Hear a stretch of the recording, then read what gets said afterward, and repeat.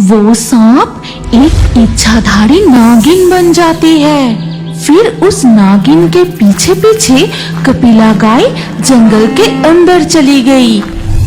बहुत समय पहले की बात है। हरीशपुर गांव में रामू नाम का एक गरीब किसान रहता था। उसके पास कपिला नाम की एक गाय थी। वो उसे अपनी संतान की तरह प्यार करता था। रामू अक्सर कपिला को लेकर खेतों में जाता, फिर हाल चला के खेती करके उसे साथ लेकर घर लौटता। इस हरीशपुर गांव के जंगलों में बहुत सारे सांप रहता है। गांव वालों का कहना है कि इस जंगल के पुराने शिव मंदिर में कभी इच्छाधारी नाग नागिन रहा करती थी। कपिला, थोड़ी जल्दी चल, आसमान का हाल अच्छा नहीं लग रहा। देख, आसमान काले बादल से छा गए, अभी बारिश शुरू होगी।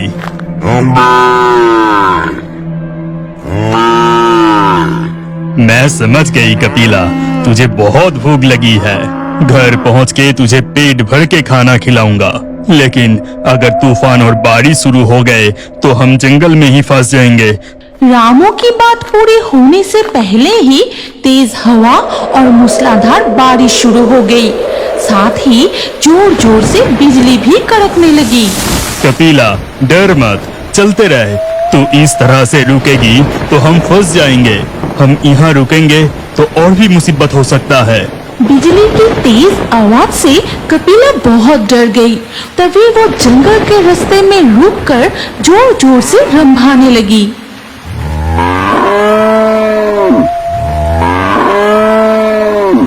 अभी तक वो खेत से नहीं लौटे, ऊपर से तूफान शुरू हो गया।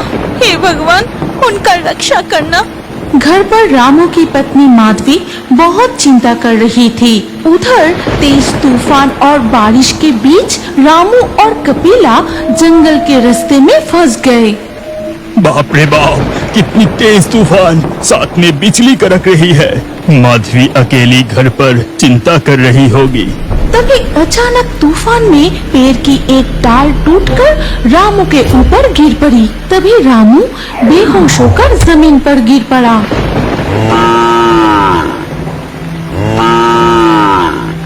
रामू की ऐसी हालत देखकर कपिला जोर जोर से रंभाने लगी, मानो इस सुनसान तूफानी जंगल में किसी से मदद की गुहार लगा रही है।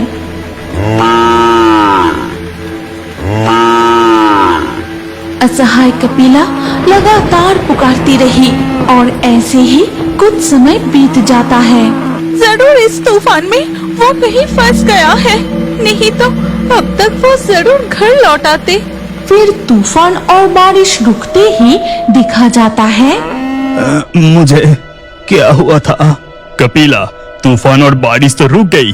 चल, अब हम जल्दी से घर लौटते हैं।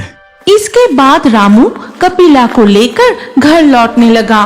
फिर जैसे ही वो अपने आंगन में पहुँचे, ये क्या? ये तुम्हें क्या हुआ है? तुम्हारे माथे पर ये जड़ी बूटी का लेप किसने लगाया? हाँ, लेप? कौन सा लेप? कहाँ? अरे तुम्हारे सिर पर देखो, तुम्हें क्या हुआ था? लौटते समय जंगल में तूफान में फंस गया था।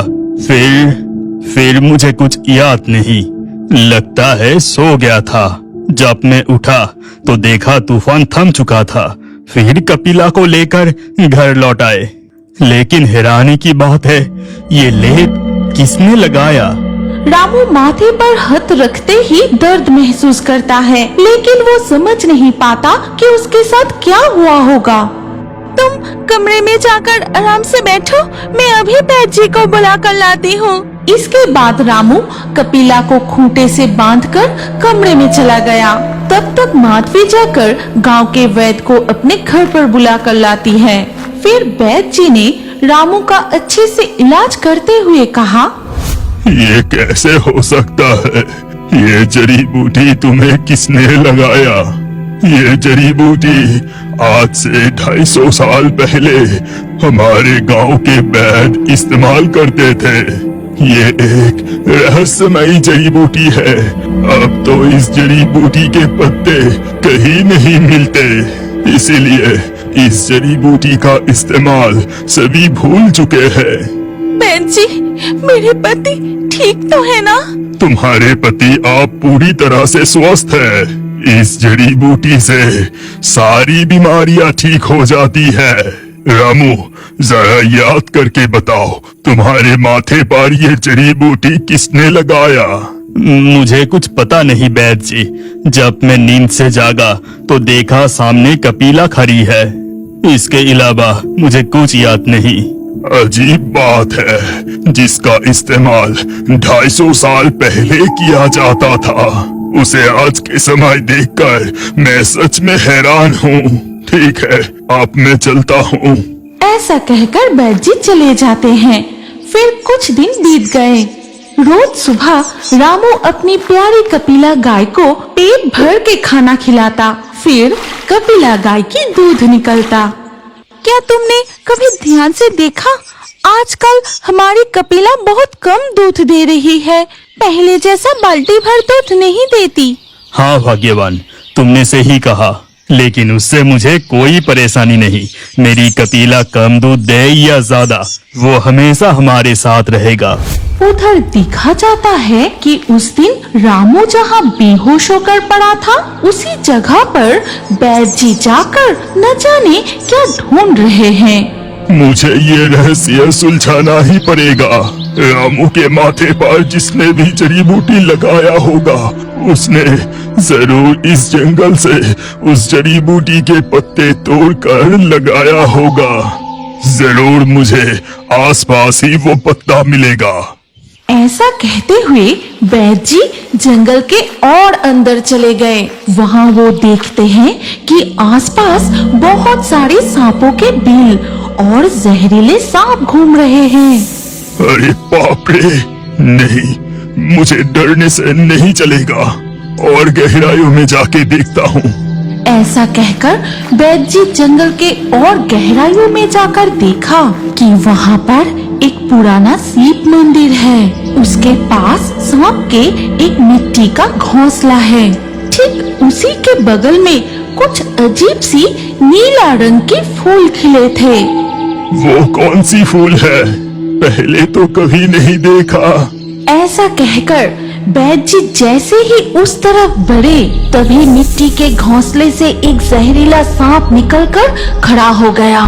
ये देख बैद जी तुरंत रुक गए। तभी चारों तरफ से और भी सांप निकल आए। बाप रे, ये सांप कहाँ से चले आए? लगता है मुझे यहाँ से अभी लौट जाना ही ठीक होगा।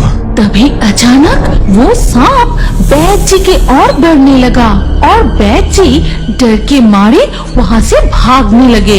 इसके बाद कुछ दिन और बीत गए। उधर रामू हर दिन की तरह कपिला गाय को खाना खिलाकर उसका दूध निकलने लगता है। कपिला, क्या तेरी तबीयत खराब है? तू इतना दूध क्यों कम कर दिया? अगर तेरी तबीयत कुछ खराब लगे तो मुझे जरूर बताना, तेरी इलाज करवाऊंगा। इसके बाद कपिला गाय की दूध निकलना हो जाता है। फिर रामू आंगन में बाल्टी रखकर, भाग्यवान, मैं खेत पर जा रहा हूँ, लौटते देर होगी। तुम समय पर कपिला को खिला देना। चलता हूँ। रामू फबड़ा लेकर खेत पर चला जाता है। उसी दिन दोपहर में माधवी जब कपिला को खिलाने गई, तभी एक अजीब नजारा देखा। अरे, कपिला के सामने एक जहरीला सांप है। लेकिन हैरानी की बात है, कपिला जरा सा भी डर नहीं रही और वो सांप भी बिल्कुल कपिला के सामने खड़ी है। अजीब बात है। इसके बाद और एक अजीब घटना घटी। उस सांप के पीछे पीछे कपिला गाय जाने लगी। ये क्या? ये मैं क्या देख रही हूँ? मैं कपिला की पीछा करती हूँ। उस सांप के पीछे पीछे कपिला गाय जंगल के रास्ते जाने लगी। फिर पहुँचते हैं उस पुराने शिव मंदिर के पास। अरे, इतनी गहरी जंगल में एक पुराना शिव मंदिर भी है और आसपास कितने सारे सांपों के बिल। हे भगवान! इसके बाद वो सांप सिर हिला हिला कर कपिला गाय से कुछ कहती है। फिर कपिला गाय कपिला मंदिर के सामने शिवलिंग के पास खड़ी होती है। फिर वो शिवलिंग के ऊपर दूध देती है। कपिला की शुद्ध ताजा दूध से मानो जैसे महादेव नहाने लगे। फिर एक तेज हवा की झोंके से पेड़ से फूल झड़कर उन पर बरसने लगे। अरे ये मैंने क्या देखा? ऐसी अलौकिक दृश्य पहले कभी नहीं देखा। कपिला लौटने से पहले मुझे घर लौट जाना चाहिए। ऐसा कहकर माधवी घर लौट आई। इसके थोड़ी देर बाद कपिला भी चुपचाप वापस आकर अपनी जगह खड़ी हो गई। भाग्यवान, भाग्यवान, कहाँ हो? शाम होने को आई, तुमने कपिला को खाना खिलाया? नहीं, मैं भूल गई थी।